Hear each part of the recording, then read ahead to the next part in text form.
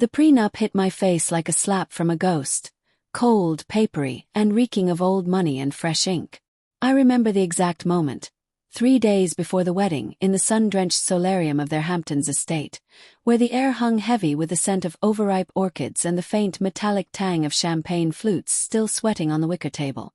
Eleanor, his mother, had leaned forward in her cream silk blouse, the kind that whispered of trust funds and tailored dismissals, and slid the document across the glass top.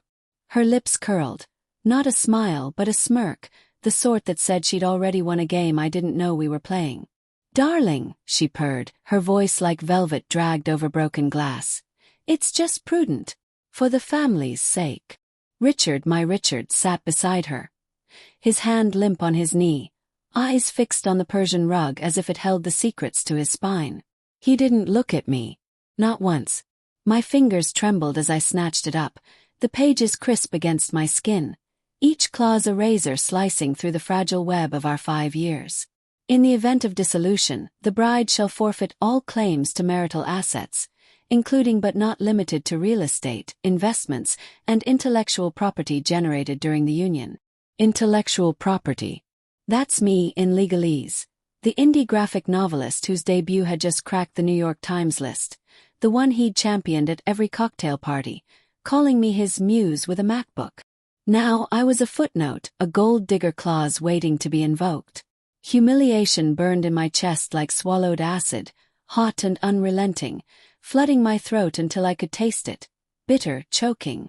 I wanted to scream, to hurl the thing into the koi pond outside, watch it sink like their son's courage. But I didn't. I laughed instead, a jagged bark that echoed off the glass walls. "Prudent," I echoed, my voice cracking like thin ice. "For the family. And what about me? Am I just the help now?" Richard finally lifted his gaze, those storm-gray eyes I'd once drowned in now murky with something like pity. Or was it guilt? "Lila, it's not like that. They're just protecting what we've built." As if our life together was a goddamn skyscraper he'd inherited, not the rickety loft in Brooklyn we'd painted teal at midnight, arguing over brushstrokes and dreams. Protecting. From me. The girl from the wrong side of the tracks, whose mother waitress doubles to pay for my art school tuition, whose father vanished before I could ask why. I felt it then, the first fracture. Not just in us but in me. A splintering deep in my ribs, where love had once bloomed like wild ivy. Now it twisted, thorny and vengeful. Eleanor sipped her mimosa, the bubbles fizzing like her satisfaction. "We've seen it before, dear. Talented girls like you. Ambitious, creative. They get ideas. Marriages end. And suddenly the family's legacy is collateral." Her words landed soft, but they burrowed, worms in fertile soil. Legacy. Theirs was a fortress of hedge funds and summer estates, built on the backs of silent servants and whispered scandals. Mine. A single book, a Patreon following of 50,000, and a heart I'd foolishly laid bare. Richard reached for my hand, but I yanked it back, the chair scraping like a nail on chalkboard. "You've known about this." My voice was a whisper, but it sliced the air. He nodded, slow, as if confessing to spilling wine on a rug. "A week. They made me promise not to." "A week." The word exploded from me, raw and feral. A week of kisses goodnight, of him murmuring vows in the dark, all while this bomb ticked in his pocket. Betrayal wasn't the document. It was his silence, the way he'd let me walk blindfolded into the ambush.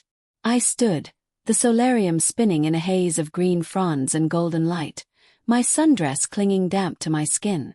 "Fuck your legacy," I spat, the profanity foreign on my tongue but fitting like a glove too tight. I tore the prenup in half. Once, twice, the rip echoing like gunfire, and let the shreds flutter to the floor like confetti from a funeral. Eleanor's smirk faltered, just a twitch, but I saw it. Richard's face crumpled, a boy caught stealing cookies, not a man about to marry. I stormed out, the French doors banging behind me, gravel crunching under my espadrilles as I fled down the manicured path to the guest cottage.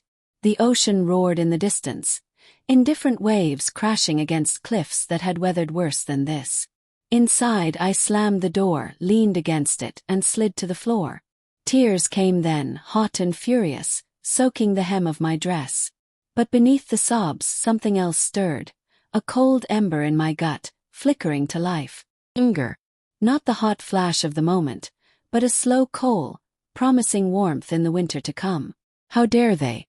How dare he? I'd given him everything.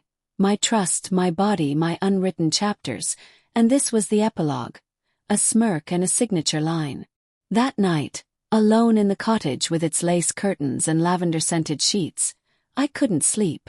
The clock ticked like a heartbeat, each second a reminder of the rehearsal dinner tomorrow, the vows the day after. Denial wrapped around me first, a smothering blanket. It's a misunderstanding. He'll fix it. He loves me. I texted him, we need to talk. No response. An hour later. This isn't you. Fight for us. Silence. By dawn, the fantasies crept in. Justice served cold. I imagined Eleanor at the altar, her pearls choking her as I whispered every dirty secret I'd gleaned from Richard's drunken confessions.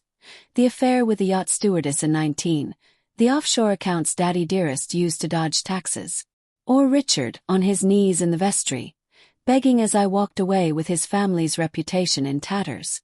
The thoughts were intoxicating, a venomous wine that dulled the ache but left me thirstier.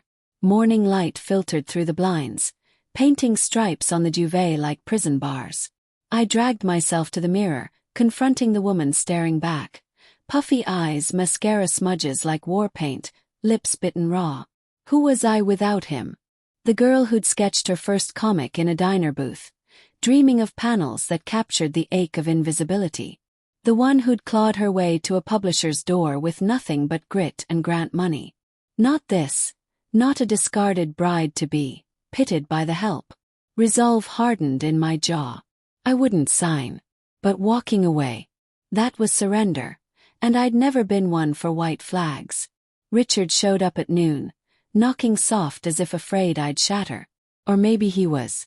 I opened the door, arms crossed, the prenup shreds still scattered on the solarium floor like evidence in a crime scene. He looked wrecked, hair tousled, shirt untucked, the scent of his cedar cologne mingling with stale coffee breath. "Lila, please. Let's talk." His voice cracked, that boyish plea that had melted me 100 times. But now it grated, a manipulation wrapped in vulnerability. "Talk." I stepped aside, letting him in, the cottage suddenly too small for his guilt. He paced the braided rug, hands raking his hair. "They're scared, okay? The book's a hit and they think you'll outgrow me. Or us. It's not about you being poor." The word hung sharp as a stiletto. He winced. "Inadequate. That's what this is, right? Their golden boy, slumming it with the artist who might eclipse the family name." I laughed again, bitter, sinking onto the chintz sofa. The cushions sighed under me, soft as lies. He knelt, taking my hands, cold, clammy. "I love you. More than any of this. Sign it, and I'll tear it up after. We'll elope, fuck the wedding. Just us." His eyes pleaded, wet with unshed tears, and for a heartbeat I wavered. The old Lila surged up, the one who'd traced his scars in bed, whispering promises against his skin. But then I saw Eleanor's smirk superimposed, the way she'd called me dear like a pat on a dog's head. And Richard's week of silence, a week of letting me dream while he plotted with them. I pulled away, standing tall. "You let them do this. You sat there." My voice was steel now, forged in the night's forge. He rocked back, shock rippling his features. "What do you want me to say?" "I'm sorry. But they're my parents, Lila." "Blood. Blood," I echoed, tasting the word's coppery edge. "And I'm what? The transfusion you regret." He stood, reaching again, but I backed toward the door. "Get out. I need time." He lingered, mouth opening and closing like a fish on dry land, then nodded, defeated. The door clicked shut behind him, soft as a coffin lid. Alone again, the ember flared. Doubt followed, insidious. What if he's right? What if I am the villain here? biting the hand that could feed my career. But resentment drowned it, a tidal wave crashing over reason. They'd humiliated me in my own joy, turned my future into a contract negotiation. Obsession took root then, quiet and calculated. Not wild rage, but a plan sketched in the margins of my mind like one of my comics. Panels of subtle strikes, building to a splash page of reckoning. I wouldn't burn the house down, not yet. I'd smoke it out one careful ember at a time. The rehearsal dinner that evening was a minefield dressed in twinkling lights and heirloom china. The estate's grand dining hall glowed under crystal chandeliers, the table groaning with lobster bisque and caviar canapes, the air thick with laughter that rang false to my ears.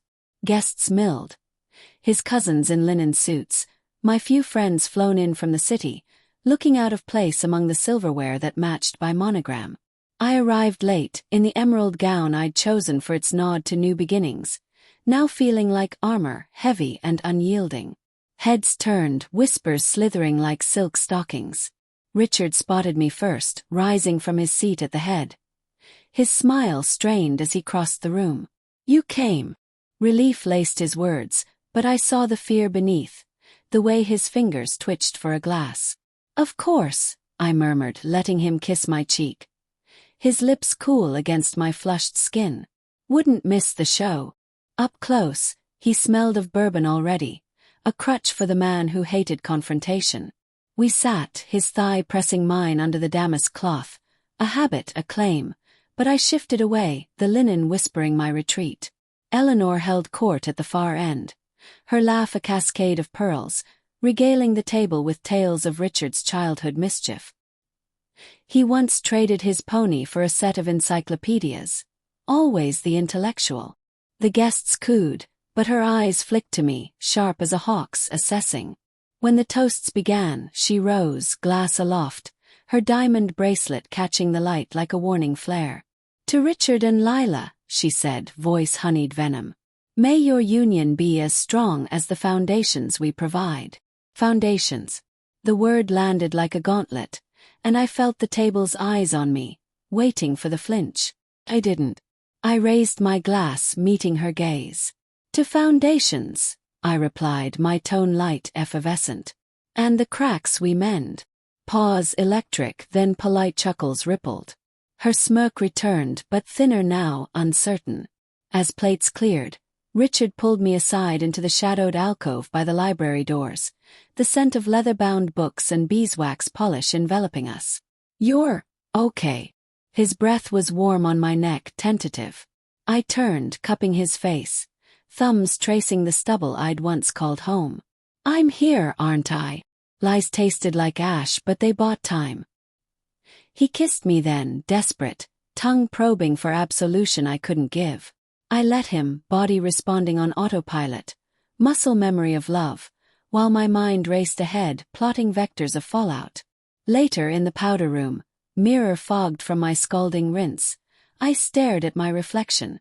Guilt gnawed. This is the man you love, or loved. Destroying him destroys you. But the humiliation replayed, a loop of Eleanor's smirk, Richard's averted eyes. Moral conflict clawed at me. Was revenge justice, or just another cage? I dried my hands on a monogrammed towel, the EV for Evelyn Voss taunting me. Well, they'd drawn first blood. Choose the vein. The next day, wedding eve, I drove into the city alone, the Hamptons fading in my rearview like a bad dream. The BMW they'd loaned me purred too smoothly, a reminder of their largesse, but I gripped the wheel until my knuckles blanched. My loft waited, a sanctuary of exposed brick and half-finished sketches, the air stale with neglect. I booted up my laptop, fingers flying over keys, not to write vows but to unearth. Richard's emails, synced from our shared cloud. Innocent once, now a treasure trove. There, threads with his father Victor, dated back months. She's rising fast. We need safeguards. The book deal changes things. My stomach roiled, nausea sharp as betrayal's edge. But amid the bile, clarity. They saw me as a threat long before the prenup. Let them. I forwarded snippets to my agent, casual as a weather update. FYI, potential conflicts with collab ideas. Then deeper dive. Eleanor's socials, curated perfection masking the cracks I'd glimpsed. Fundraiser photos with politicians who'd later been indicted, captions glossing over the Voss Foundation's philanthropy that smelled of tax dodges. Subtle seeds, planted in fertile soil. By midnight, I drafted an anonymous tip to a gossip rag, vague enough to deny. Old money, new skeletons? Doubt crept in again, a shadow at the screen's glow. This is small. Ready. Stop now, salvage the dress, the aisle. But obsession whispered louder. They didn't stop. Make them feel the weight. Richard called at 2 a.m., voice thick with sleep and something sharper. Panic? Where are you? Mom's freaking out about the flowers. I lay on the futon, city hum vibrating through the floorboards, and lied smoothly. Inspiration struck. Loose ends on the honeymoon comic. He bought it, relief sighing through the line. Hurry back. I miss you. Miss me. The words twisted like a knife in honey. Me too, I breathed, hanging up before guilt could choke me. Dawn broke gray over the skyline, and I returned to the estate, arms laden with fabric swatches as camouflage. The house buzzed, caterers clattering silver, florists weaving peonies into arches that mocked my resolve. Eleanor cornered me in the foyer, her perfume cloying, gardenia and entitlement. About yesterday, she began, hand on my arm, grip light but unyielding. The document, its standard. No hard feelings. Her eyes searched mine, probing for weakness. I smiled, the expression a mask honed in the mirror. None. Water under the bridge. But as she turned away, I added, soft as silk, though bridges do wash out sometimes. She paused, shoulders tensing, then glided off, heels clicking like retreating gunfire. The afternoon blurred in fittings and false cheer, my bridesmaids. Bless them. Chattering about veil lengths while I nodded, mind a whirlwind of contingencies. Richard stole moments, pulling me into sunlit corners for hurried embraces. His touch frantic now, as if sensing the rift widening.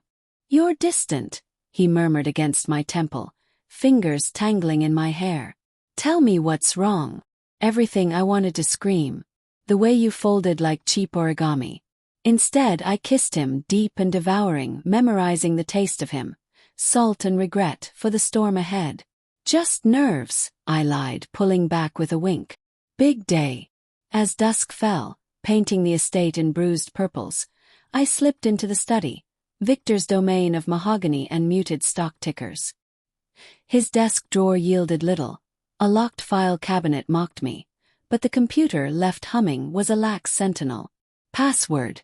Richard 1990. Pathetic.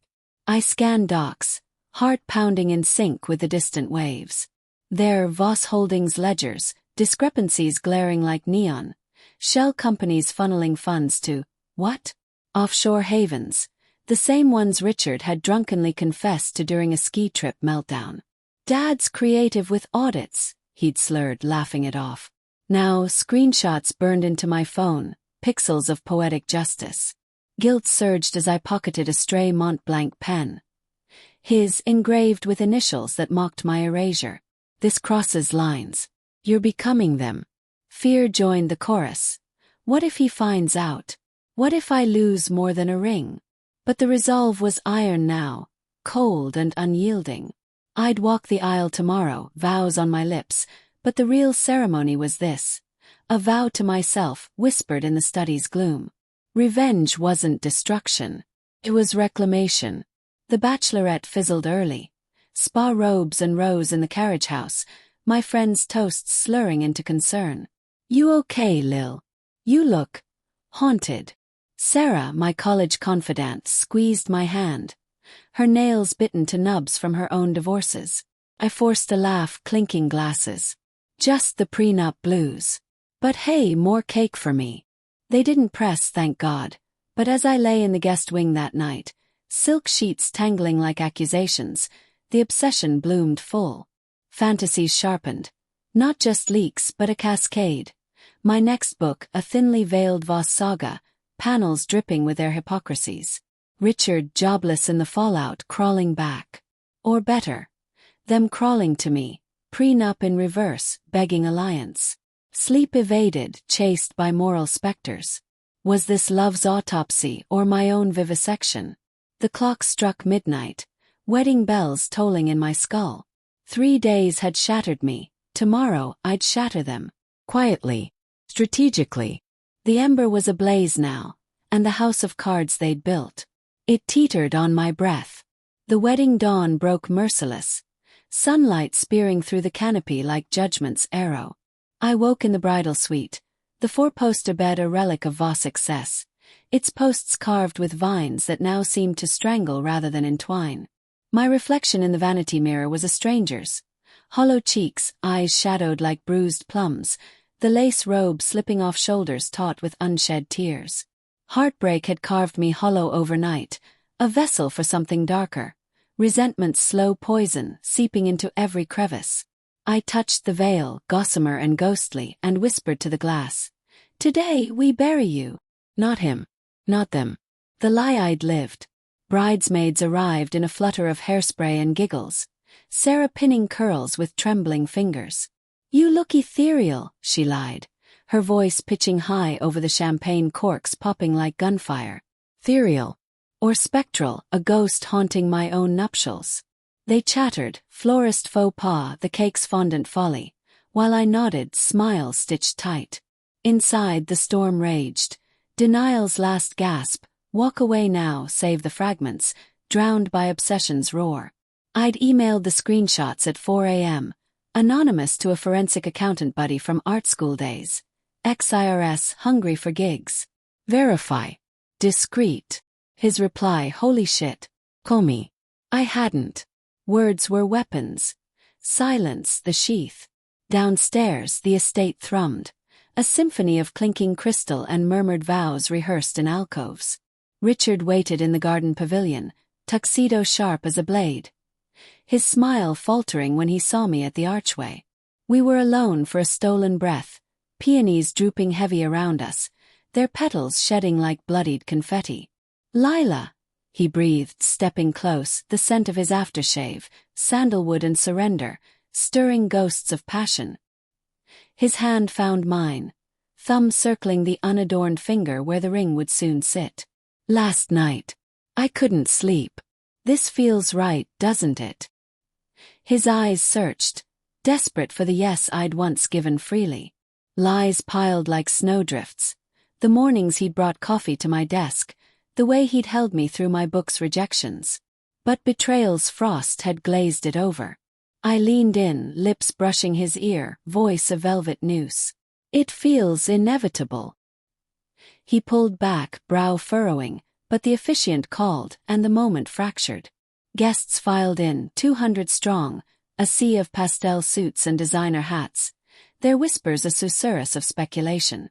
Eleanor's pew gleamed at the front, her fascinator a crown of frost-white feathers, Victor beside her in pinstripes that strained against his paunch. She caught my eye as I walked the aisle, arm looped through my father's. Hired actor, bless the agency. His grip steady for the $500 fee. Her smirk was there, triumphant, as if the prenup's ghost hovered between us. I held her gaze, my steps measured on the petal-strewn runner, each one a drumbeat of resolve. Humiliation echoed in my pulse. The solarium's glass walls, the shred of paper. Today I'd sign nothing but their ruin. The ceremony unfolded in a haze of incense and iambs, the officiant's voice droning like distant thunder. Richard's vows came first, scripted earnestness. "You are my anchor, my spark in the mundane." Lies, all of it. His anchor was legacy. His spark the flicker of approval from the woman who birthed him. My turn. I ad-libbed, voice clear as cut glass. "In you I saw a partner. Home. But homes can flood, Richard. And when they do, we learn to swim alone." Gasps rippled, subtle as wind through leaves, but his hand tightened on mine, confusion etching his brow. The officiant faltered, but I pressed on, eyes locked on his. "I vow to honor the truths we've buried, to unearth what festers. For better or worse." Eleanor's feathers quivered. Victor shifted, cufflinks glinting like tiny alarms. The ring slid on, platinum band, heirloom diamond winking mockery, and we kissed, his lips urgent against mine, tasting of salt and unspoken pleas. Applause swelled, but it rang hollow in my ears, a dirge for the death we'd just danced. The recessional blurred, rice tossing like shrapnel, photos posed in rigid joy. At the receiving line, Eleanor's embrace was stiff, her whisper hot against my cheek. Lovely words, dear. Poetic. Venom dripped, but I smiled, patting her back. Inspired by family. Her eyes narrowed, a predator-scenting trap. The reception tent loomed on the lawn, a billowing cathedral of white silk and fairy lights. The oceans roar a bass undertone to the string quartet's whimsy. Tables groaned under crab legs and truffle risottos, centerpieces of calla lilies nodding like conspirators. I circulated, champagne flute in hand, the bubbles biting my tongue like tiny accusations. Richard shadowed me, arm possessive around my waist, but his grip felt like chains now, familiar yet foreign. "What was that back there?" he murmured during a lull by the bar, where bartenders shook mixers like maracas of merriment. His breath was beery, eyes pleading. "The vows." "You scared me." I turned, tracing his lapel, fingers lingering on the boutonniere I'd chosen. Forget-me's ironic now. Scared. But fear keeps us honest. His laugh was forced, a bark amid the chatter. "You're different. Since the prenup." There it was, the fracture named. I leaned closer, lips curving. "Am I? Or are you seeing me clearly for once?" He recoiled just a fraction, but enough. Suspense coiled in my veins, slow and serpentine. The email chain I'd forwarded to a Times contact, timed for Monday's drop. Voss heirs nuptials. A merger or a mismatch. Subtle, but the discrepancies would bleed through. Dinner dragged. Toasts a parade of platitudes. Victor's was the nadir, rising with glass aloft, his voice booming over clinking silver. "To my son and his bride, a union of hearts and horizons. May it yield the dividends of devotion." Laughter rippled, but I caught the subtext, the banker's ledger lurking. I rose then, unscripted, the tent falling to a hush as microphones swiveled. "To horizons," I echoed, voice amplified, steady. "And the shadows they cast. Here's to transparency, in love, in legacy." Eyes widened. Richard's fork clattered. Eleanor's fascinator tilted, her knuckles white on her stem. I sat amid polite claps, but the air had thickened, charged like pre-storm ozone. The cake cutting was farce. Tiers of vanilla sponge and buttercream roses, knife slicing through as if through flesh.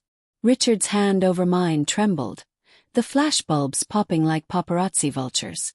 "Dance with me," he urged later, pulling me to the floor as the quartet struck up a waltz, something old Viennese laced with nostalgia. His body pressed close, familiar rhythms syncing our steps, but my mind raced circuits of consequence. The accountant's ping. Preliminary. Embezzlement flags. Sending to DOJ contact. I typed yes, hit send at the cake's first cut. Guilt clawed anew, talons in my throat. "This man in your arms. He's flawed, not evil. And you? What monster have you birthed?" But obsession overrode, a mantra. They started the fire. "You fan it." We spun under the lights, his chin on my shoulder, whispering, "I love you. Whatever's changed, we fix it." Love. The word curdled, heartbreak's residue. "Do you?" I pulled back mid-turn, faces inches, the music swelling. "Then why the secrets? The accounts, the pony trades. Everything Daddy built on sand." His step faltered, eyes widening in the strobe of lanterns. "What?" But Sarah cut in, twirling me away with a wink, her grip a lifeline. "Save some for the honeymoon, stud," she teased him, but her eyes on me screamed, "What the hell?" The night wore on, guests blurring into toasts and tangos, but tension hummed beneath like buried wire. Eleanor waylaid me by the dessert table, her smile a rictus, voice low amid the cloy of creme brulee torches. "You're playing a dangerous game, Lila. Words like yours. They echo. Her breath was minty, laced with the martinis she'd nursed. I licked sugar from my thumb, slow, deliberate. Echoes. Or revelations. Your choice. She stiffened, pearls clacking like rosary beads in crisis, then turned, heels sinking into the grass as she vanished into the crowd. Midnight neared, fireworks primed for the grand finale. Voss tradition, pyrotechnics spelling happily ever after in the sky. Richard found me on the bluff's edge, waves gnashing below like hungry jaws. The wind whipped my train, salt spray misting my lashes. "Talk to me," he begged, voice raw over the surf. "The prenup was a mistake. I'll burn it. We'll start over." His hands framed my face, thumbs brushing tears I hadn't realized fell. Heartbreak surged, a tidal wrench. This is him. The boy who stayed when the book flopped. Forgive. But resentment roared louder, obsession's fuel. Start over. From where? The week you lied. The smirk you let slide. He recoiled, wind howling confession from him. I was weak. They said you'd leave anyway. That I wasn't enough. Vulnerability cracked him open, boyish and broken. And for a heartbeat, pity stirred. Moral conflict tore at me, stop. Love him through it. But the bluff's edge called, metaphorical and literal. The drop sheer, rocks jagged below. Enough, I echoed, stepping closer to the precipice. Prove it. Call them out. Now. He hesitated, glancing back at the tense glow, then pulled his phone, dialing with shaking fingers. Speaker on, wind snatching snippets. Victor's gruff son. Richard's voice amplified anguish. The prenup, it's over. All of it. The accounts, the shells. Lila knows. Silence, then Eleanor's hiss cutting in. You fool. Hang up. But Richard pressed, words tumbling like stones. No. We're done hiding. I love her. The line went dead, but the damage bloomed. His choice, my catalyst. Fireworks erupted then, booms shattering the night, colors blooming violent, crimson betrayal, gold resolve. Guests oohed from afar, but here on the bluff, Richard sank to his knees, pulling me down with him, sobs racking his frame. Forgive me. I held him, the veil tangling in the gale, my own tears saltier than the sea. Guilt crashed full. What have I wrought? A man destroyed, a family fracturing, for what? Pride. But as the finale spelled its lie across the stars, my phone buzzed in my bodice. Agent's text. Leak confirmed. Voss stocks dipping pre-market. Your inspo book's gonna kill. The twist unfurled slow, a slow burn unraveling. Richard looked up, eyes red-rimmed, whispering. What have you done? Not accusation, realization. I'd pushed, but he'd jumped. And in that moment, cold resolve melted to something grayer. Not victory, but vacuum. We'd burned together, ashes of our making. Days blurred post-honeymoon, elopement cancelled, headlines screaming Voss empire quakes. Embezzlement pro blooms. Eleanor called once, voice shattered porcelain. You win, dear. But at what cost? I hung up, staring at my ring, now loose on a finger thinned by grief. Richard moved out, suitcases thumping like heartbeats in the loft. His parting kiss a ghost. I chose you. Even now. But choice was illusion. I'd scripted the fall. Months later, my book dropped. A graphic requiem, panels of smirking matriarchs and silent sons, veiled just enough for deniability. It soared. Bestseller lists a pyre for their fall. DOJ raids made newsreels, Victor in cuffs, Eleanor selling the estate. Richard. Rehab for the guilt that gnawed him hollow. He wrote once, proud of your fire. Wish I'd sparked it kinder. I sit now in the Brooklyn loft, expanded by residuals, sketching sequels in the quiet. Revenge delivered poetic justice. Their empire dust, mine risen. But the payoff. Hollow halo obsessions echo. Betrayal birthed me anew, but the baby wails of what's. Was it worth the wreckage? The moral gray lingers, smudged like ink on a page. I close the notebook, the city's pulse thrumming below. Hearts mend crooked, but they beat on. And in the silence I hear it, the smirk's final fade replaced by my own, wry, weary hole.